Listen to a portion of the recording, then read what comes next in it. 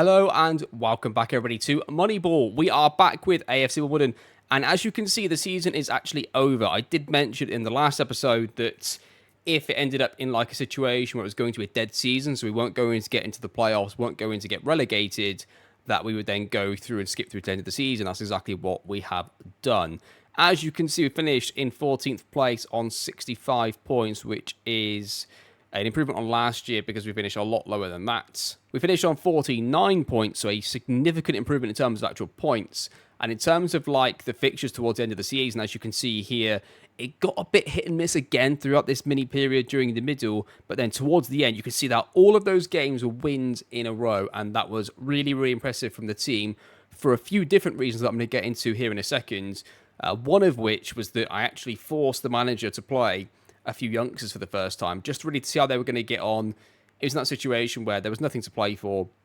And it's one of those where to try and translate that to something in real life, you might say to the manager, look, got nothing to play for. We're literally not going to hold any of these results against you from this point forward to the end of the season. So just play some of these players, see what you think, and it'll help us to work together on who to bring in and who to keep and who to sell into the future. So you can imagine how that would have worked in like a real life setting. The manager would have been fully on board. He probably would have wanted to see some of the players himself, right? So you didn't really miss too much, just a bunch of games that didn't really matter or that much at all.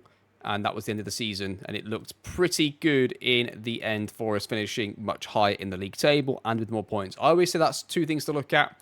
Is you're not always going to just look at the number of points or just look at the league position. You want to try and look at both. And the best analogy for that is Andre Villas-Boas at Tottenham finished on above 70 points, which I think would have got Champions League football for most of the seasons before that season, in the 12-13 season. And but he actually finished 5th. So despite the fact it was actually an improvement in terms of points on the previous regime with Harry Redknapp and everybody else, he actually didn't really get them Champions League football because they still finished outside the top 4. And it's just because obviously in that season, a lot more of the top sides got more points than I guess the teams towards the other parts of the league table compared to the season before, which is why I think you've always got to try and take both of those into consideration. So if we would have finished higher in the league table, but with the same points, I would have taken that as a small positive. And if we would have finished with more points, but finished in the same position or lower, that's another way you could take it as a positive, right? There are two different ways to take positives from a league table finish. And if you can get both like we have, that is obviously better. So because of the end of the season, we're going to do the actual episode a bit differently to the last summer. So in this one, we're going to go through all of the team league stats. So we will go through all of that. We'll go through all the team stats, analyze the team performance. Then we'll go to the players in our own team, analyze some of that. And then we'll do the actual Moneyball Transfer Window special all in today's episode. So how it was sort of split across 2 episodes last time, we're going to get it all together in this one. We're going to do the analysis and do the Moneyball scouting all together. Now, one thing I will add straight away, though, is I don't think we're going to sign as many players as previously because I think the squad's pretty much there. I think with the current manager playing his way with this team, I think we will actually get to the playoffs next season. I really do think that with maybe 1 or 2 tweaks. So we probably won't spend as much time scouting and looking for players because I think really we probably need maybe 2 or 3 players. That's probably it, to be honest, unless we sell players. In which case, then we might need to sign 1 or 2 more on top of that. But I think really give me 3 players and I think we could go again and definitely get into the playoffs. We should be getting to the playoffs anyway. Somebody did comment at the end of the last season that the AI manager should be getting promoted with a brand new team. And I agree with that, so that's why he went. And we've got a new manager again in. So in terms of average possession, we have got 56% possession on average, and that is tied with 3rd in the league. That's pretty good for a team that finished so far down the league table. Don't forget how low we were in the league table in that situation with 23,250 passes completed. That's pretty good for a 4-4-2 team in FM23 in the lower parts of League 2. That is pretty good going. Fair play to the boys. And that goes across both managers. Just didn't create enough chances, I don't think. But we'll see. Expected goals for. We were 11th with 48.10. Non-penalty XGs were the same. We're 11th again. Cross completion put us at 7th. Total chances created tied 10th. So you can see in terms of chances created and that kind of stuff, right, and the type of chances we create in terms of XG, we're sort of mid-table. That's where we sort of let ourselves down. We didn't create enough good chances. Or if you're going to create not good enough chances to be in the playoffs, you then need to have strikers that are unbelievably clinical to make up for that, or to be very, very good at our possession as well, right? Those are things you need to go for you. Shot on target ratio was 10th, conversion ratio was 6th, so our conversion ratio was pretty good actually. Dribbles made, Wimbledon were top we were top of the list with 783, dribbles per game 17. And the crucial metric from last year was final third passes for and against. So we were 6th. We were inside the playoffs for final third passes, which is disappointing that we're going to find ourselves as low as we did, considering that. XG against, we were 17th. That's pretty good. That's it's back to front, of course, isn't it? XG against. So really, first place is the worst. That's the team that conceded the most amount of XG in matches. And we were actually just outside the playoffs there, which is pretty good, actually. Much better than last year, defensively. Possessions won, we were 20th, which is really low. OPPDA, opposition passes per defensive action, we were 2nd. So we're getting pressure on teams early. We're not conceding a huge amount of XG in the chances, but we finished low mid-table. What is going on here? And then final third passes against, we were 4th. So going off of last year's metrics, we should have been in the bloody playoffs. We had pretty much a playoff level of final third passes for us, and we had a playoff level of final third passes against us, and we finished outside by quite a significant distance as well. Net transfer spend, we were 9th, and salary, we were 7th. On the face of it, we controlled games with possession. We didn't give away too many chances. Our non-penalty XG, maybe our chances created weren't quite good enough, and that's the only thing really there that was a significant notable thing, wasn't it? You had both non-penalty XG per 90, and the chances created per 90. They were that was the two things, right? Yeah, there we go. Mid-table there as well. Chances created. What about looking at XG performance? So we were there as well. Yeah. Okay. So if we're going to create the 11th most chances in a game in the entire league, your XG performance needs to be really in the playoffs to help bridge that gap and get you up there. We don't have that, so I don't think we can really look to recruit strikers that just score a load of goals from non-XG or low XG positions. I think we need to try and create more chances. That's the most realistic way for us to go about that. So looking at some player detailed stats, in terms of chances created in the league of the top players here, we've got 2 players in this list here, and one of them is Ali Koop, who has been a really good player, and the second player is a fullback, and then nobody else in between that, so none of the other midfield players are in this list at all, which is disappointing. Open play key passes as well. We've got just Ali Koop in there. Assists per 90, Ali Koop is the only one. So what we're seeing here is that Ali Koop was very, very creative, and nobody else was really in that sort of top level of League 2 to help support him, which was a bit of a shame, really. Because if we'd have had just another player like Ali Koop, I think, in the midfield 4, wherever it came from, whether it was a creative central player or other winger that was just as good, in either of those cases, I think we get in the playoffs at the least, right? So I think what we're seeing here is trying to recruit a very creative central midfield player or a very creative winger, whichever comes easiest, I suppose. That is what we need to try and get in first. Yeah, I'm not even sure for this summer if I'm going to use the Moneyball spreadsheet, just because we used it last season and we recruited players that would get us into the playoffs based on last season's stats, right? This season, I think that if we can improve on our own stats here, get somebody just as creative as Ali Koop at a comparable level, that'll be a good start. And also, I think let's just compare some players to the playoff teams from this year, and let's see where we were slightly lower than them, especially if there's a 4-4-2 team. Was there a 4-4-2 team in the playoffs here? Okay, there's one. Grimsby again in the playoffs, yet again playing 4-4-2 with a former player of ours in there. So, yeah, two actually. I think let's compare some of our players to Grimsby's players, and let's see where we fell a bit short. Like, Harry Smith scored 25 goals. We've got Stephen Wen, not quite sure how to pronounce this name, but yeah, he's got 11 assists. Open play key passes per 90. We have got a 1.77 there. We've got a 1.16 there. Chances created per 90. Yeah, like, he's the one, right? I think we need to sign somebody like him to complement Ali Koop on the wings. Get me a striker like him, and let's just see what the fullbacks look like in comparison. Okay, so I'm going to take some data hub bits of analysis for you to look at here with me. So I'm going to look first at shooting across the league. We were quite average with shooting. We have passive shooting, clinical shooting, but the top end of it going towards aggressive shooting, clinical shooting. But you can see the teams that were sort of like above us here. These teams all ended up, I think, finishing above us. Walsall, Swindon, Grimsby, and Barrow. Did they all finish above us? Yeah, they did. So, and that's interesting because that just goes off of purely the amount of shots per game, and how much you get on target. I mean, this is based a bit on obviously the team, how many opportunities you can get your players to shoot per game, and then getting it on target is more down to the forwards. But obviously, we need to create more chances. We knew that anyway. We need to create more chances, better chances, And then we need to make sure we're a tiny bit more clinical with them, but we can look at that at a later date. So pitch tilt does suggest that we should have been in the playoffs based on what we saw last year. You could see again here in this graph that we're in the good area. Fewer passes against in the final third and lots of passes for in the final thirds. And we ended up, not in the bad areas. We ended up in a good area, surrounded by teams that had a good season. Unfortunately for us, did not transition into wins. Okay, then, player stats from our own team from the season. Let's have a look at this, get a deep dive into our player stats. So start off with the strikers and work our way down to the centre-backs. We'll go that way around. And let's see what we managed to get this season from our boys. Starting off with the strikers, I have sorted them in terms of goals scored, going from most scored to least scored of the strikers. Just see what stands out off the face of it. Minutes per goal. I mean, Courtney Baker-Richardson, by far the best minutes per goal ratio. Why he didn't start more games, I'll never know. Don't know what the managers were really doing. Had the best conversion ratio, shot on target ratio, shots per 90, shots on target per 90. Just whatever metric you want in terms of goal scoring, he was your man. And he was the man last year for a team that got into the playoffs or promoted.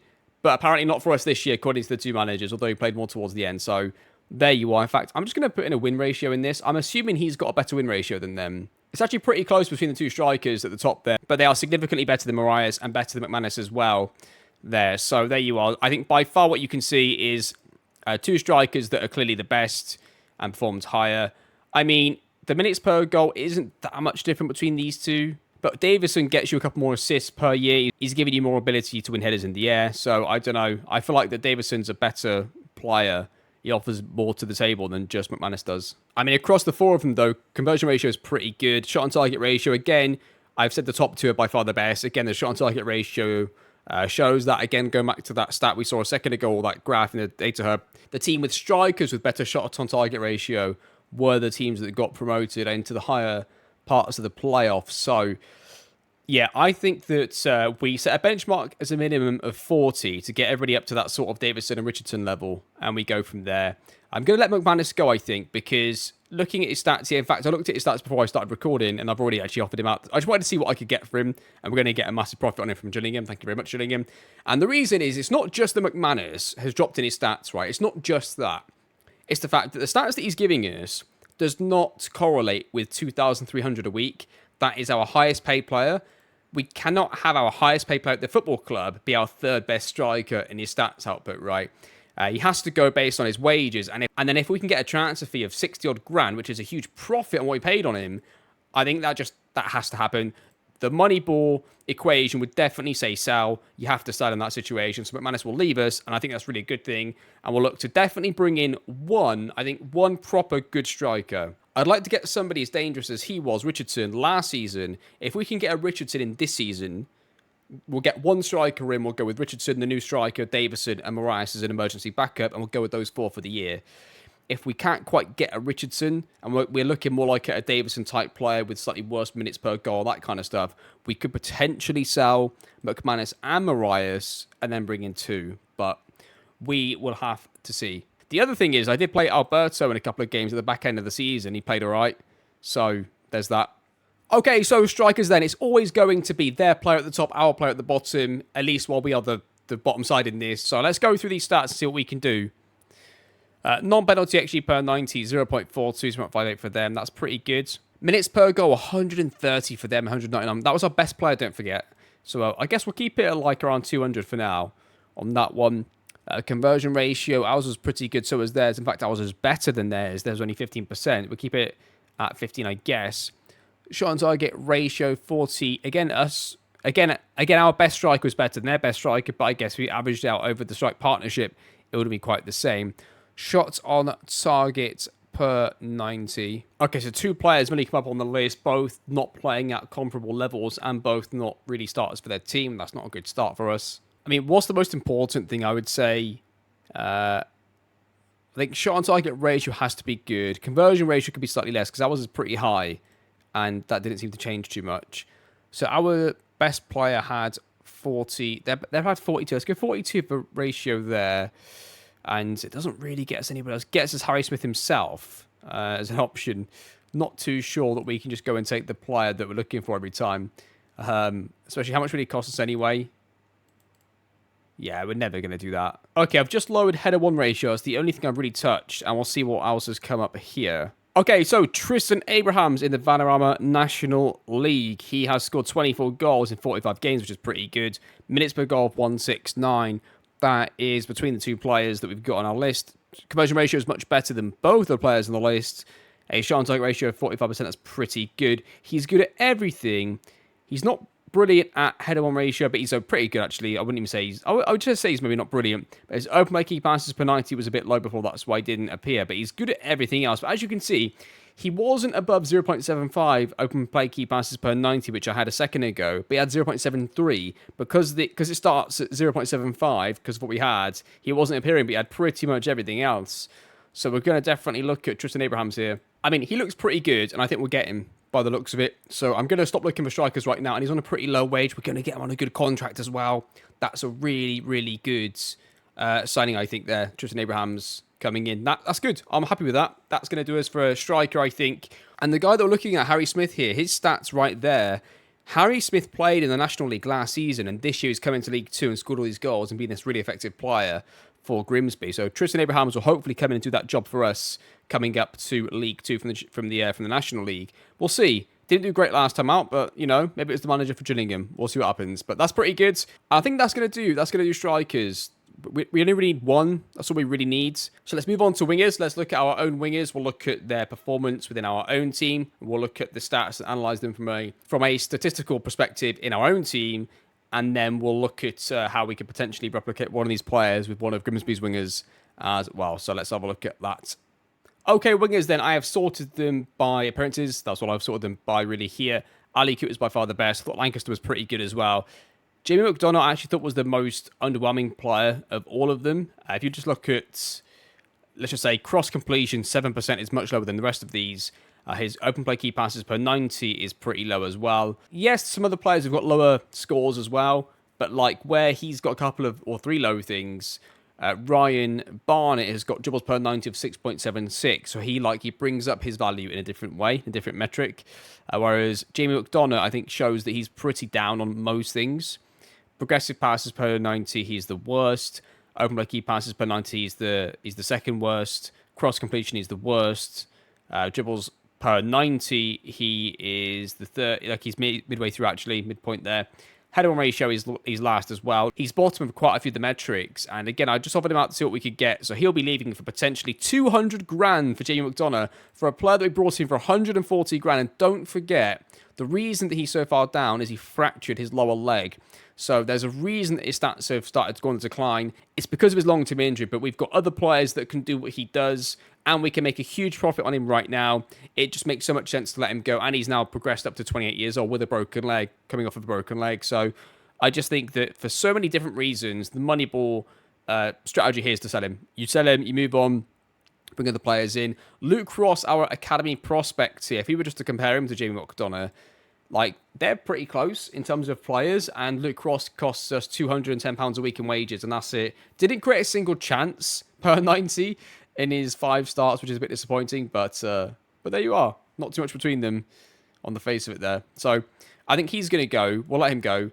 Jack Lancaster and Ali Coote both have interest in them. Now, again, it goes off of what can you sell the players for. Ali Coote's got a release clause of, 190 only, so we could potentially lose Ali Coote. I'm going to offer him a new contract and see if we can keep him, but we could potentially lose Ali Coote. We could lose Jack Lancaster as well because he's also wanted, and again with Jack Lancaster, I do like him. He was a really good player, scored lots of goals, but everybody has a price when it comes to a Moneyball system and a Moneyball save, right? And if somebody offered me 400 grand all up front, we'd have to consider that, especially when we've got Ryan Barnett getting 6.76 dribbles per 90 and offering us something completely different there. So let's have a look at wingers.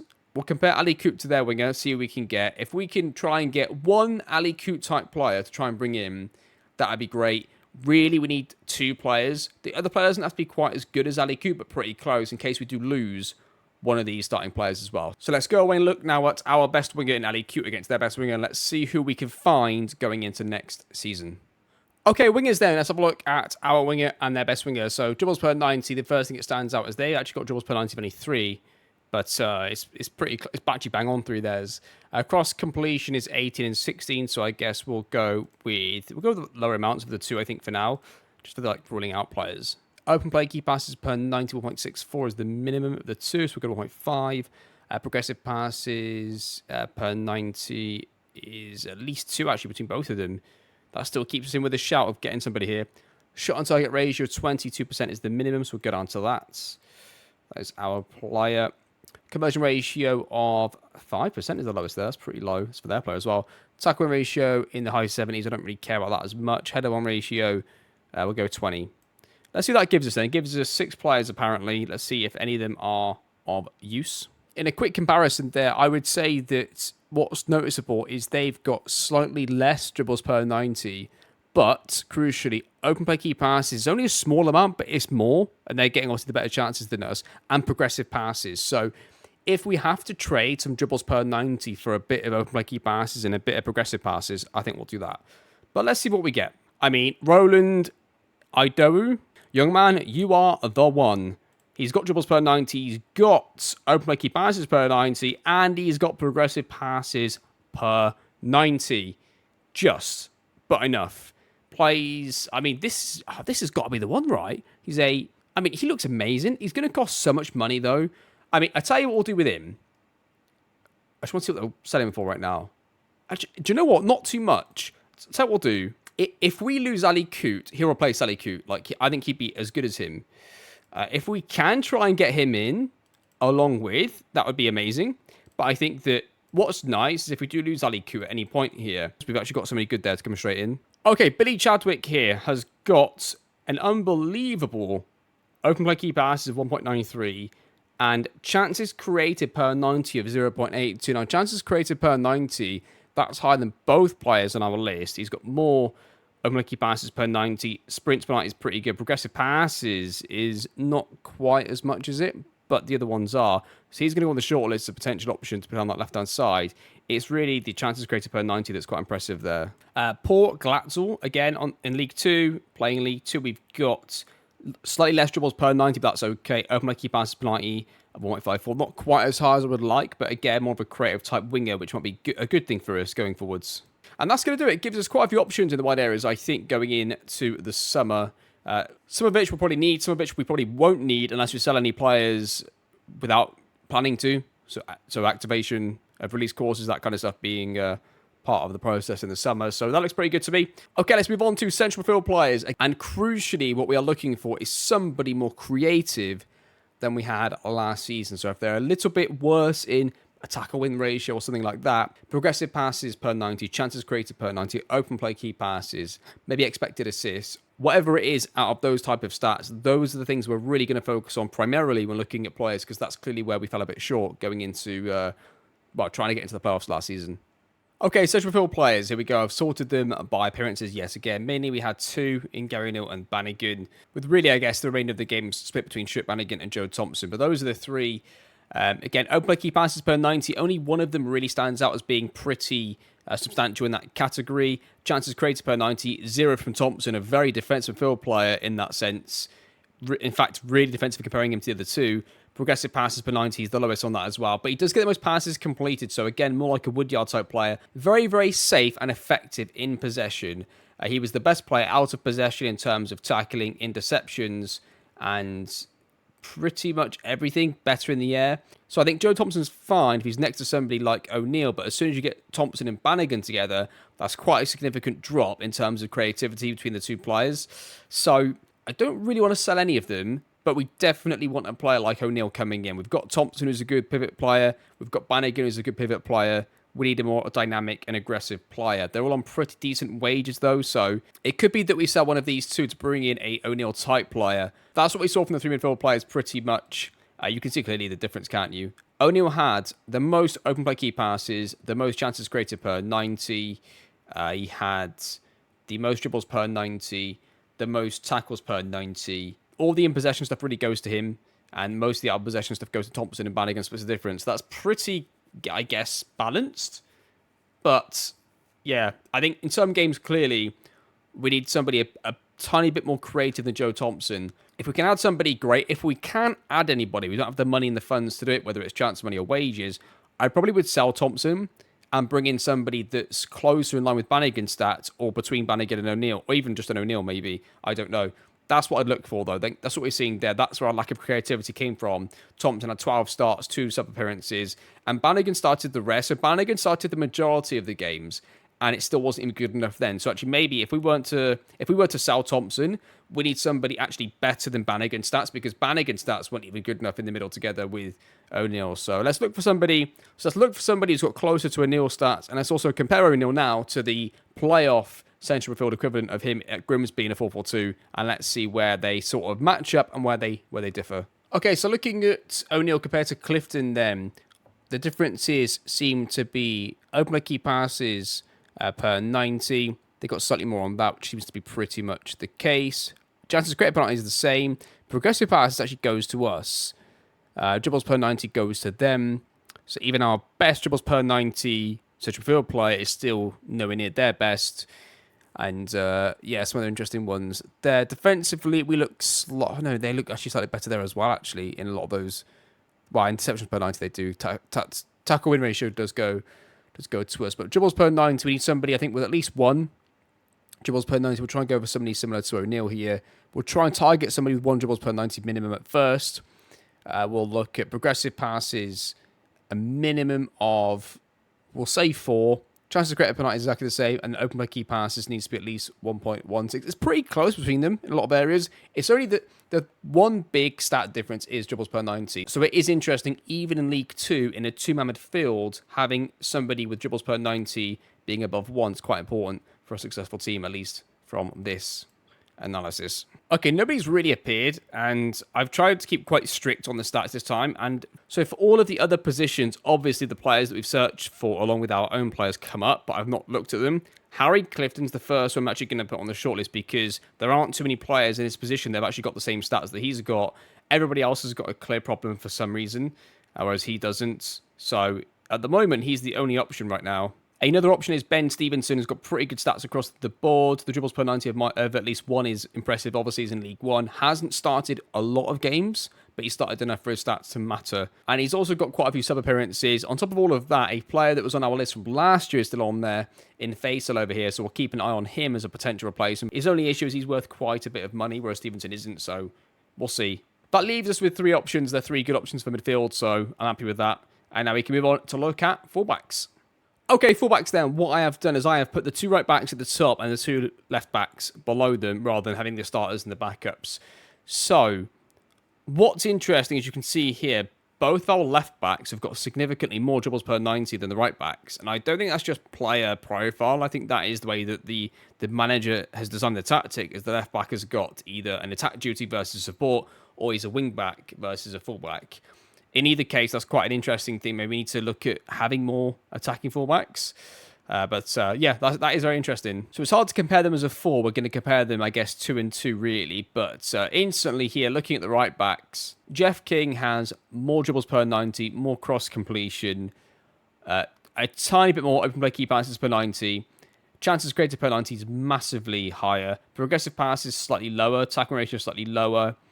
Interceptions per 90 slightly higher. You would say that in almost every major category that Jeff King's better than Ramsey, but there's a few that he isn't, and it's pretty close. But if we are going to have more of a defensive fullback, maybe the cross completion doesn't matter. Can you make the case for that? It doesn't matter as much, but that's quite interesting. Jeff King has got an interest in him by a few clubs. His release clause, he hasn't really got one because we haven't been relegated. So based on that, I'm not really that interested in selling Jeff King, and he's significantly better than Kane Ramsey. I mean, Kane Ramsey I would happily let go. He's by far the second best right back behind Jeff King. Depending on what we got from him, we could easily let him go there. Jack Gray versus Tilney. Jules per 90 goes to Curry easily. Cross completion's the same. Open play key passes goes to Tilney, actually. Chances of creating goes to Tilney as well. Attack ratio goes to Tilney. It doesn't look too... He actually doesn't look too bad. Interceptions per 90, though, goes massively to Curry. The other thing was, we said last year about having fullbacks better in the air, whereas Kane Ramsey is good in the air. So the reason why those 2 are a good partnership is they offer us different things slightly. And whichever one is on the pitch, you're going to get something slightly better than the other. And Curry here as well, I don't know, it's pretty close. And the reason I was going to let Tilney go on a free, as you can see here, is it's just because his contract is up, and I think he wanted like $1.5 a week in wages to stay, and I just said, nah, mate, you haven't done too badly, but you are not worth $1.5 a week, so Yeah, Benton is probably going to leave. I mean, looking at that, I would say keep the right backs. I'd keep Curry, and really you're looking for one backup left back, maybe. The alternative is you get rid of Tilney, and you don't buy a single fullback, and you just say that Toby can play there at left back when required. And he did play left back 8 times last season, actually. I'm edging towards that because he hardly played last year anyway, and he's a pretty good player. So my preference here is to sell Tilney, let him go for his $9.50 a week in wages, and we use Toby as our backup left back, and maybe our number 3/number 4 centre back. That's my preference right now. So I think in terms of fullbacks, that looks pretty good. Let's just compare them quickly. Let's have a quick look at the fullbacks of Grimsby. I mean, Josh Emmanuel's got much more dribbles per 90 as their attacking fullback. Obviously, you've got to flip their left and right compared to ours is completely different, right? But looking at this across the board, I'm not seeing too much different there between those two. So possessions 1 per 90, 20 and 16. What is ours? Ours is 18 and... Sorry, no, it's 15 and 16. So a bit lower on that, but I think it's within the margin of error. I'm quite happy with the full-backs. I think we're just going to leave those. We're going to move on and I'll look at centre-backs and see how they got on for the season. Okay, so there is your centre-backs for the season. What is interesting is, of all the players, Ray Hollingsworth is the only centre-back in the 90s for tackle-win ratio. Everybody else in the 70s. Tackles per 90, Hollingsworth is at the top. McKellen is second there on 0.99. Key tackles per 90, Hollingsworth again is up there with McKellen on 0.22. Interceptions per 90 goes massively towards Callum Bay. It's nice to see that Callum Bay and McKellen sort of blend each other, and they sort of even each other out a little bit there. Let's have a look at possessions 1 per 90. Callum Bay has 28.76. That's pretty impressive. 21 for McKellen. Hollingsworth at 26, which is pretty impressive as well. Hollingsworth has done really, really well from a stats perspective when he got thrown into the team for the last part of the season. And he was used quite often as a sub before I forced him to be selected. And in terms of in the air, you've got Callum Bay at 81, Hollingsworth at 77, everybody else in the 60s, which isn't ideal. And team conceded per 90, we conceded less goals when Hollingsworth was at centre-back. So that's quite impressive from Hollingsworth. So, I mean, looking at that, I'm torn between, do I trust Hollingsworth? Because basically, if we don't bring in a left back, and we're not going to, and we don't bring in a centre back, Hollingsworth's going to probably have periods of the season in the team. Now, is he going to be able to survive enough with us? Are we going to be able to survive enough with him in the team to still get us into the playoffs? That's the question. Based on those stats, you'd say yes. You definitely say yes. So... and he's on £5 a week. I mean, cost-benefit analysis right here says absolutely you go with what you've got. Interesting. Let's just compare our best centre-back, who was probably Callum Bay just, but it's pretty close. We'll go Callum Bay. We'll compare Callum Bay to Grimsby's best centre-back, and we'll just see the disparity between the two in terms of stats, and then make a decision based on that. But it looks pretty good there as a group from these 4 players. Okay, so let's compare Callum Bay to Waterfall, who we seem to compare to every year. Tackle ratio 75%. We're pretty close on that. Tackles per 90. We're really close on that. Key tackles per 90. We're slightly below on all of those, but it's pretty close. Interceptions per 90. We're much higher on that. Let's have a look at possessions 1 per 90. We're just a little bit lower, but it's pretty close again. Open play key passes per 90 is very close again. Dribbles per 90 is good. Progressive passes, we're slightly below on that.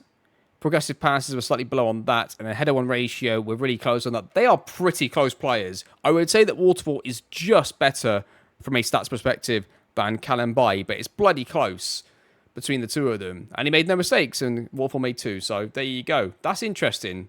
That's pretty interesting. Let's have a look for one centre-back, just in case we can find somebody that's really good value for money. But I'm almost content with what we've got. Okay, so I've done this one slightly differently. I've only got Callum Bay's stats with me. I don't have the other player because they're so close. We don't really need to have both of them. And also because I want to just directly compare him to the player we're going to get, because whoever we get has to be better than him. If they're better than Callum Bay or exactly the same, then we've got a top player. And again, they have to be good value for money, because we could probably just get away with the squad that we've got. Because you've got to imagine, with the players that we've got, if we're missing one player in that sort of left-back / centre-back department at any time, we can get away with it. It's when you start to lose 2 players. So long-term injury to Callum Bay, which means Toby plays centre-back. You're at your sort of bare minimums with Hollingsworth being the next player in. If Curry then gets injured for like 4 matches, then you're in real trouble when you've got 2 of them missing. So So it's a bit of a risky strategy to go with that amount of players, having that little amount of players, but we'll see how things go here. Okay, 2 players have shown up on our search here, Joe Lewis and Cameron McJanet. They both look pretty good. They both fit the stats very similar to what we had for our centre-back, Callum Bailly. So both of these will go on the short list. They'll both be our 2 options, and we'll make a decision closer to the time who we think we're going to need. They're both pretty good. They both look like good options. One is much cheaper than the other, and both could be good squad depth options for centre-backs. I think we're pretty good there. I wasn't too bothered about the defensive part of the team, as we saw that wasn't really where the problems were for us. Okay, so save ratio is only 72%. I'm going to look for somebody better than this, just quickly in goalkeepers, if there's anybody to bring in, because that's not great. And we could potentially get, 100 grand for him? He's on 1.5 grand a week as well. Let's see what else is available for this. Okay, Kieran O'Hara's got 78% save ratio, which is 6% better than our current goalkeeper. And on top of that, he finished in a team that got to the playoffs in League 2 this year. So Kieran O'Hara's going to go on the short list for like 20 to 40 grand. That could be a really good bit of business for us. Luke McNicholas in the Irish League as well looks pretty good. Again, 78% save ratio. Our goalkeeper has 72. Looks pretty good. Again, we're going to shortlist him and see how he gets on. Yeah, we'll see how they get on. Those 2 lads there as well on the shortlist. Right, that's going to do it for now. Yeah, what I'm going to do now between now and when you next see me, we'll do some transfers together in a second here. I'm going to transfer list some players. Players out, by the way. Declan McManus is going to be going out, as is Jamie McDonough, and as is Ben Tilney. Everybody else is I'm planning to keep. But, for example, if I could sell Joe Thompson for, like, I don't know, 200 grand, something like that, I could potentially bring in better players, I think, to play central field, more creative players. That could be an option there. I would have to make sure I get a profit on him, though. So, but yeah, that's our scouting section done. So you'll join me now in, I guess, a few weeks' time. We'll get some transfers on the go. At some point, the end of season review will come up as well. I'll make sure I include that as well for the roundup of the season. And yeah, but let's see how we get on with these transfers, see who we can get in for what price, and see who we can get rid of what price. Yeah, that's going to do it for now. Let's see how all the transfers go. Let's see how the negotiations go for the players in, the transfer fees, the wages we can get them on, and the players that we let go, who we can get rid of and for how much, and blend that all in nicely to a Moneyball transfer window. So I'll see you in a little bit here. We'll go through some negotiations, see who we can get for what price. It's not just the actual wage budget and wage bill we need to be wary of. We have to be wary of the FFP as well for League 2. That's what held us back a bit last year. So got to consider that, unfortunately, as well. Okay, so we managed to get offer accepted for Tristan Abrahams. Tristan Abrahams was about 70 grand, I think it was. Not all up front, split into installments, but no kickbacks, no percentage of the next sale or anything goes to them. So if he does come in and do a really good job, we'll be able to maximize all of our profit on him. He's not going to have quite that. Let's get on like 1, 2. I don't want to offer him too much of a low ball offer just because other clubs are interested in him, and I don't want to give him a really low offer, try to then bump it at a later stage, and then he just goes to somebody else anyway. So we'll try and offer him a realistic deal for somebody that's going to be, if not the second striker, he's going to definitely be the striker number 3 who's going to come in every time there's a player out. So we'll go like relegation, 100, that would still be a profit on him. I think we'll go with that. Minimum fee, do you want to do that? I guess we can do that for like, let's go 700, and then a non-promotion on 5. And we'll go off of that and see what we can get for him, see if it'll take that. Yeah, we'll try that. He's going to take that. It's a pretty good deal, I think, for us. Declan McManus is going to go to Gillingham. That's going to be a good deal for us to make it. Okay, we've had an offer accepted for Roland. Yeah, I'm not actually totally sure if I was in the way of any of those negotiations for Abrahams, but if I was, apologies. But for this one, I'm definitely out the way. So Roland Idowu, he looks really good. We're going to try and get him on for like, I think around 1.5 would be good, just for the FFP I'm thinking of here in terms of the wages. I'm not too bothered if he has that if we go up. Minimum fee release clause, I'll try and get that to like 425. Relegation release clause, you can go for like 80. And then non-promotion, you can go for about, I think 250 would do there. And we'll see if it takes that. Does not take that. 1.7, I guess, is the maximum I'd like to really let you go for. I mean, that's about as much as I really want to do here. Yeah, that's good. Okay, he's taken that. Here we go then. End of the season review 2023-2024. The new arrivals. These would all be our own signings this time. Ryan Barnett was the best, apparently, in terms of the average match rating. And the board gave a B-. Joe Thompson, in fact, let me get out of the way for this. Joe Thompson got us a C+, B- for Ali Coote, A+ for Toby, B for Courtney Baker-Richardson, A for Jack Lancaster, A+ for Jack King, E for Bannigan, which I think is pretty harsh, C+ for McKelland, C- for Marias. This season's results, yeah, I mean, it was a slight improvement, but still not what we were looking for. We were looking for the playoffs, didn't quite get there, so it is what it is. Moments to remember, not really too many of those. It was quite a dead season, wasn't it, really, in the end? Finances, so now we can compare this from last season. Our sponsorship has gone up, which is good. Broadcast revenue went down. Corporate and hospitality went far above what it was last year. Competition prize money doubled. Match day commercial retail went up as well. 300 grand just under for merchandise sales, £0 of it going internationally again as well. That was your team of the season, a flat 4-4-2. That looks pretty close to what it should have been as well. Yeah, so there you are. We were the nearly team this year. We're going to get there eventually, but not quite what we're looking for. The accolades. Fans player of the season was Callum By. Young player of the season at 24 years old, Callum By. How can you have young player of the season at 24? Christ, what are we doing here? Starting of the season was Ryan Barnett. I don't understand that. Goal of the season was McDonough. Top goal scorer was Lancaster with 12. Most assists was Coote with 11. Some other stuff there. And some records being broken. And Bannigan got 14 yellows and 0 reds. That's pretty good, that. Pretty good going. Manager timeline, not too much really to show you here, is there right now. We've just had 2 dead seasons where we've not really been able to do too much. Well, I suppose the first year we nearly got relegated. There was that. And that is your end of season review. Okay, so Tristan Abrahams does sign his new contract, and he comes. That is going to be a really good signing for us going into next season. That solves our striker issues. Unless we lose anybody from now until the start of the season, that will be that position sorted. Okay, Ben Stevenson has had an offer accepted on a free transfer, incidentally. We're going to try and get some of this off. Star player, he wants 2-2. Again, 1-7 is probably what we can go to. We don't want to do too much more than that if we can avoid it. We'll go relegation release clause of, I guess we're getting on a free, so we'll say like 80 grand. And we'll go non-promotion release clause of like 400 grand. We'll see if he'll take that. We'll go 1-7. We'll go like, I guess 20 grand here. Maximize his age and stuff. Go to 20% there. That feels like that's a pretty good deal for somebody, especially coming down as a League 1 player, down into League 2. Pretty creative. Definitely a pivot type midfield player with his comes to get ball and dictates tempo. But looks pretty good. Good free transfer. And we'll see how he gets on when he comes into the middle of midfield. I don't know if we need to sell anybody. Should we see what we can get for Thompson? Should we just see what people offer us for him? Let's see what we get.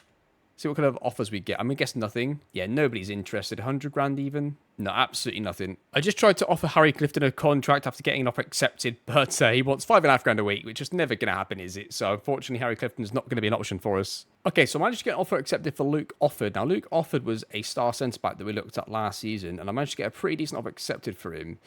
And I don't know, like maybe 2.5 grand a week. He fit all the stats so well, in fact, it seems like he's a pretty good player.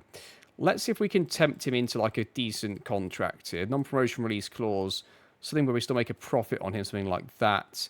And then minimum would even go to something like, I don't know, 800. We'll see if he takes that. Doesn't even take that. The other bit of news to bring to you is Hakeem Adelakun. Again, one of the wingers we looked at a couple of seasons ago. I've managed to get him on a contract on 2,200 a week, and he's going to cost us 36 grand in a transfer fee, but 50% of the next sale. So I don't know, that's also another option for wide players if we can no longer bring in anybody else to play wide. He was our best winger option last year, and if we cannot get any of the players for this year, that could be an option for us as well. Billy Chadwick's still my number 1 target, really. He's creative and really good, but we'll have to see. So Billy Chadwick's offer's been accepted. Let's see what we can get him for. Right, 2-2 I think is the maximum I want to go to for a winger this year. He's gonna improve us quite a bit though, isn't he? We'll get on to 5% for that. Relegation release scores, if we go down, we'll let you go for 100 grand.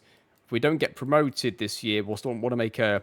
If we don't get promoted this year, we'll still want to make a profit on you at least a little bit. So let's go with, I think 220 will do it.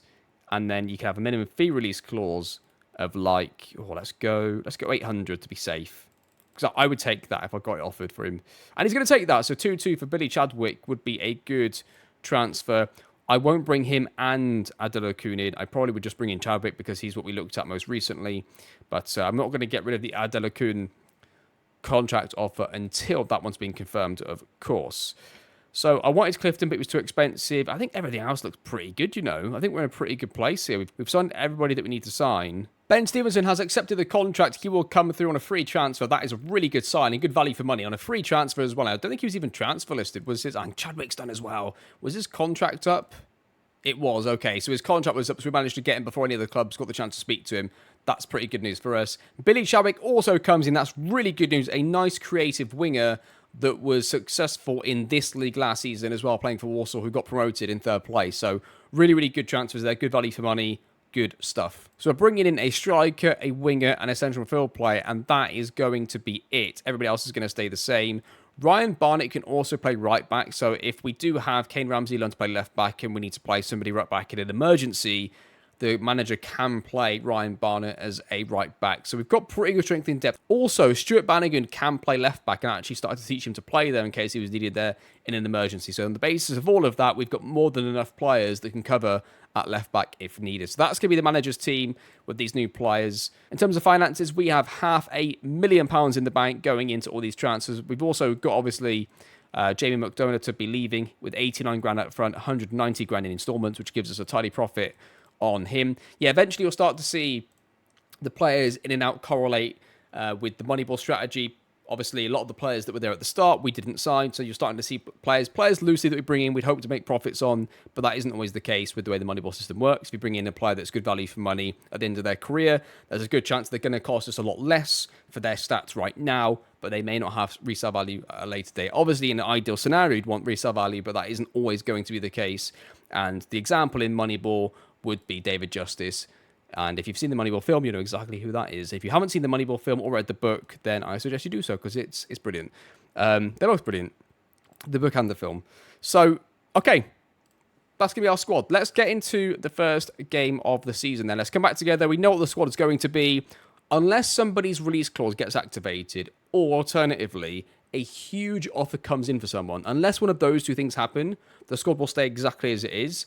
If either of those two things happen, I'll bring you back with me. We'll go through some transfer options and some ways we can go about it. If nothing else happens, you'll join me for the first game of the next season, and we'll go and play that together and see how we get on, hopefully with a good start to the season.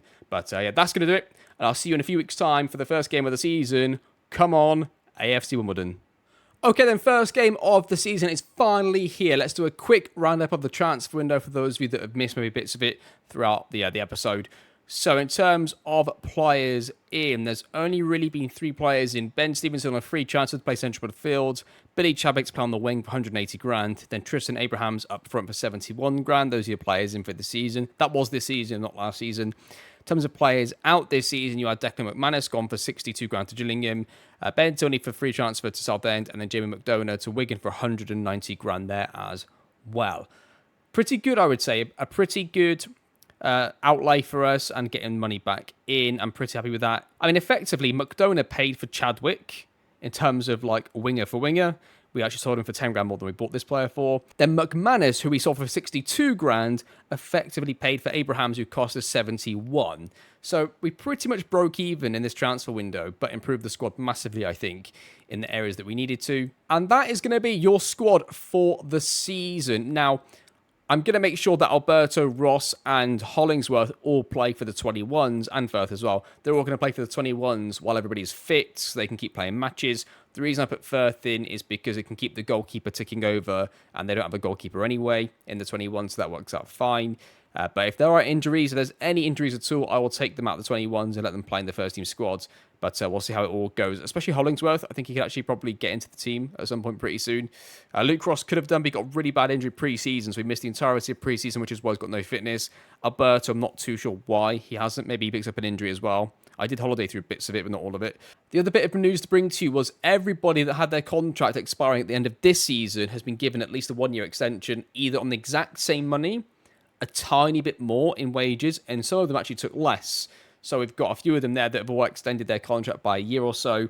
So at the end of this year, the only player that we'd lose on a free transfer is Andy Firth, our backup goalkeeper. Everybody else is under contract, and we can get a transfer fee for if we chose to let them go. In terms of FFP, we are well under what we're allowed to use now. For some reason this year, it's really gone off the scale. We can pay a lot more in wages than we used to. And crucially, we've managed to get £1.4 million in the bank balance. So right as we confirmed all of our transfers for the season, both in and out, we had around 500 grand in the bank balance. So since then, we've made £1 million, which is fantastic. And it'd be interesting to keep an eye on the income versus expenditure once the season started. So at the end of September, maybe end of October, comparing September to October and seeing exactly what our monthly losses are going to be during the season. But that's interesting. That's really good stuff to see. I think we're in a really good, healthy financial position. We've put the club in a really, really nice spot going into the future here. So good stuff. Preseason then, we are favourites to finish 7th, which would get us just into the playoffs at 10-1 there. So we're expected to finish 10th. That is our expected team to play there, which would be interesting to see who he picks. In terms of the manager picking players, again, I mentioned this, I think, in a different episode, but at the start of this season, I'm going to let him play exactly who he wants to play whenever he does. And I mentioned, though, when you get further into the save and you've got that South American wonder kid that you want to see get game time to develop, the manager may not pick him, the AI manager may not pick that player, despite the fact he's clearly going to become, or we think he's clearly going to become, the player that we want.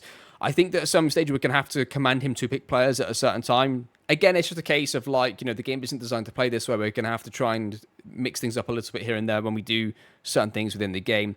And yeah, the realism of that would be, I guess, just sitting down with the manager in real life and saying, look, here's what our stats suggest. If we can play this player in this position, we think that he could be this. And, like he's worth taking the rough and the smooth, the odd bad game here, good game here. He's worth going through the bumps to get the high prospect in the future. And we'd like him to be more involved. Something like that, maybe.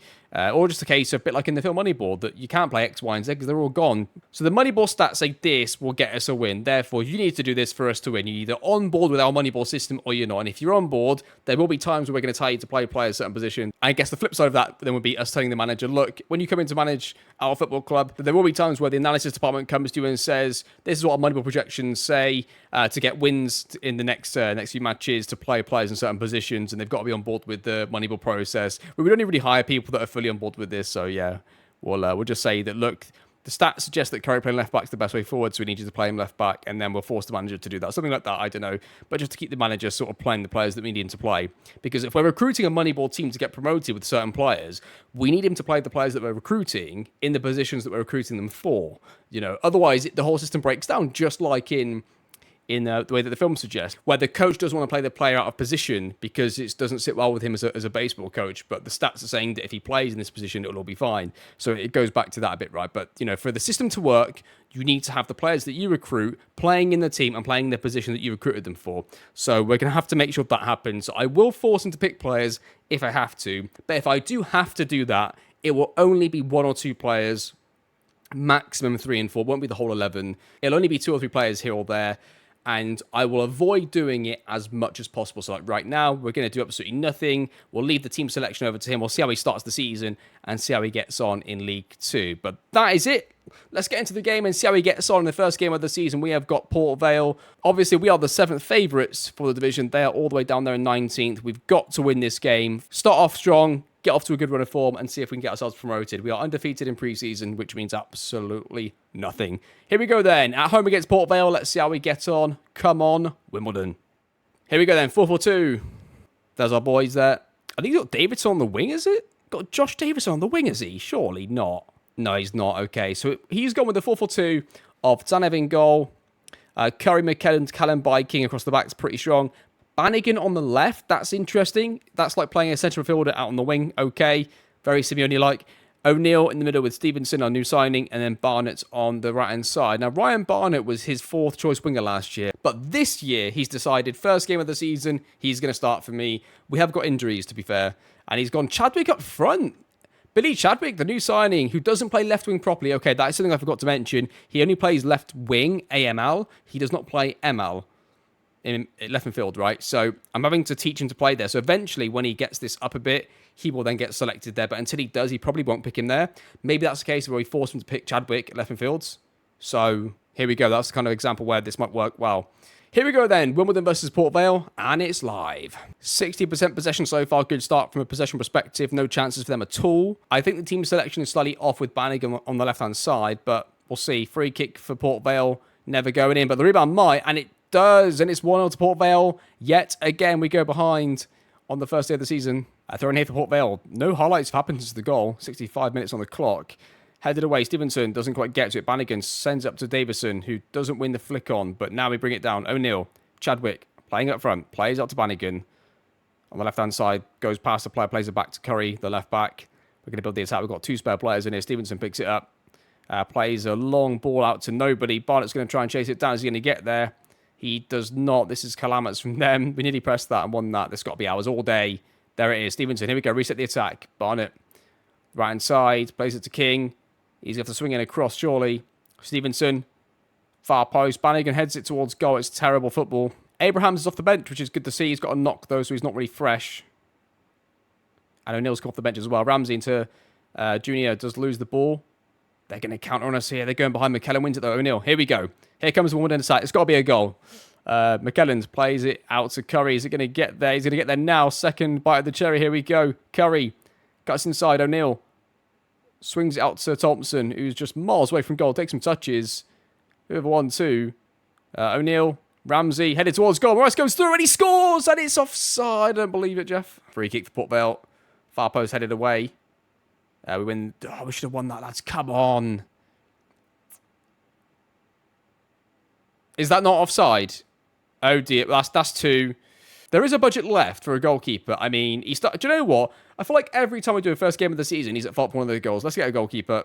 The stats did say he wasn't great. 72% was okay, but it wasn't the best, so bear with me. We're going to lose a game. Tell you what, let's watch one more. We're not going to end on this bloody negative. We're going to watch one more. I'm going to force him to pick the left winger, and we're going to buy a bloody goalkeeper, and let's see if a team is going to beat us then. Yeah, playing our possession 4-4-2. Well, there's 3, so not great. Okay, I'll see you in a few minutes. Give me a second to get a goalkeeper. Let's get one in. Okay, quick update for you here. I managed to find 2 goalkeepers, by the way, my scouting. Ben Winterbottom and Magnus Norman. Apparently the scouts love. Ben Winterbottom has a non-promotion release clause of like 180. And then Magnus Norman was going to cost us around 180 with a couple of like kick-ons, add-ons to the transfer. Magnus Norman wanted like $4,000 a week, so that was instantly left me with 1. Winterbottom's going to be the 1. He did pretty well last year in the National League. He did pretty well last year in the National League with Barnet. He got 13 clean sheets for a team that finished quite low down, and he only conceded 45 league goals for a team that finished. Where did they finish? In the mid-table. I feel like that's a pretty good effort. Like a lot of teams that finish above them conceded less. And looked at his stats last year, he didn't look too bad at all. Save ratio was good and all that kind of stuff. So yeah, I think we bring in Ben Winterbottom. He's going to be the 1.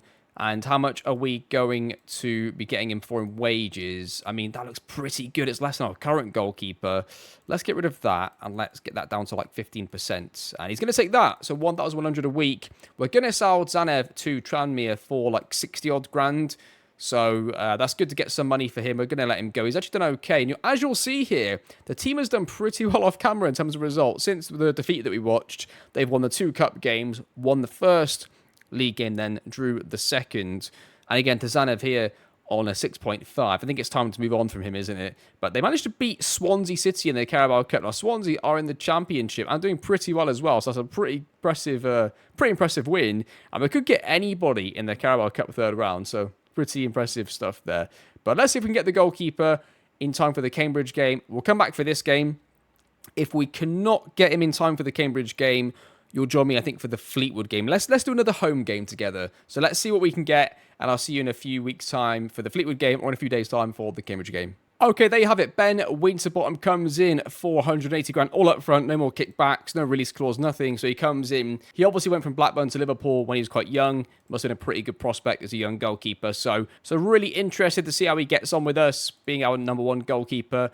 And yeah, I think with that being said, what we're going to do now is we're going to come back for the Fleetwood game and let's see how we get on. The team did beat Cambridge as well, incidentally, which means we are actually in the playoffs as of right now. But it's only 4 games in. Let's see what happens after a couple more. Okay, so they managed to get a 3-1 win in the Papa John's group, and they managed to get a 0-0 draw away to Crewe.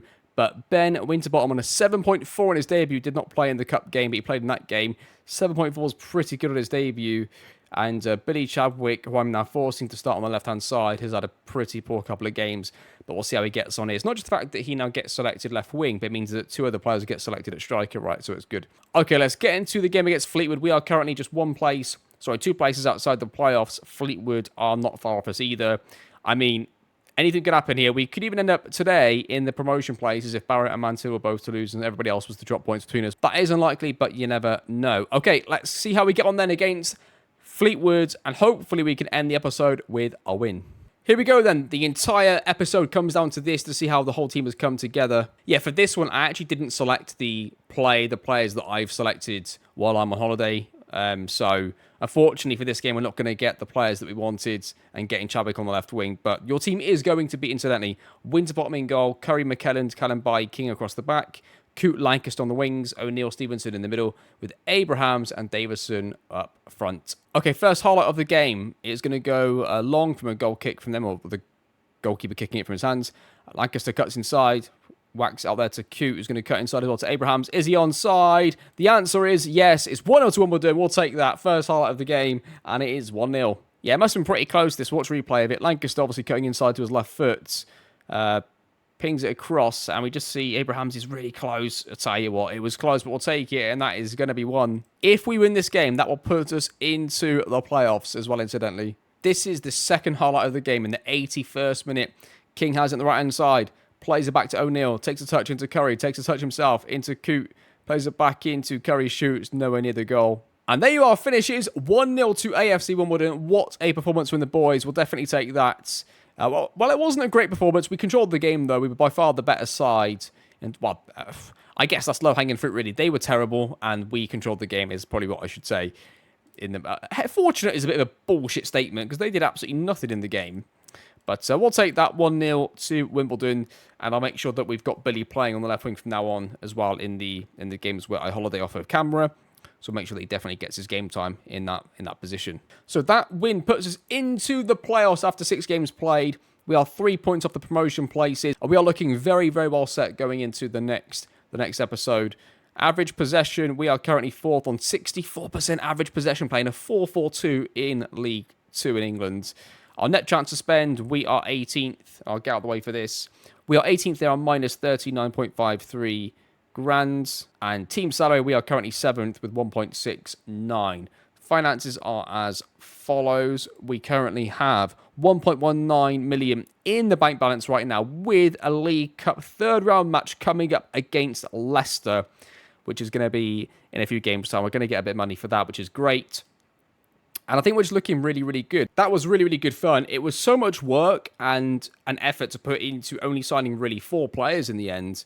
But you can see how putting all that time and effort, even just getting a few players, how if you get the right players, not even just the right players, but the right players that you specifically need to make that next step from a stats perspective, that's all you need. And also, we did all of the spreadsheet and the Moneyball and averaging the 3 players out in the last 2 seasons. So we already had that base and nucleus of a squad that we knew was really, really close from a stats perspective to getting us into those playoffs. And we just added the final little touches. In reality, we cooked the meal last year, and really this episode and this season's about making the presentation look a bit better. But all the ingredients there, they've been cooked, they're put together, coming to fine-tune it a little bit, make it more presentable and appetizing. So there you are. That's our little transfer window there done. I think for the next episode, what we will do is come back for the Mansfield game here. So we don't go too far. We're basically going to be skipping an entire month of October, a couple of games here, but really we're going to skip like a month. We'll come back for the Mansfield game, so we don't go too far, so you can sort of see how this bit's been going off of camera. Are we in a playoff race? Are we in a promotion race? Or are we in a relegation race? We'll find out there. And then we'll come back for the Stevenage or the Hartlepool game, somewhere in there as like a recap of November to see how that's been going on, because there's quite a few games there in November, and recap that. And then we'll come back lastly for the Accrington game to sort of recap then the December and Christmas period going into then the January transfer window, and we'll start off there. Hopefully that makes a bit of sense so we can get through some games there and keep you up to date with what's been going on. That seems like it's pretty well spaced out to me, but do let me know your thoughts around that. That's going to do it. I just want to say a massive thank you to every single one of you that's been commenting on the videos. It really helps.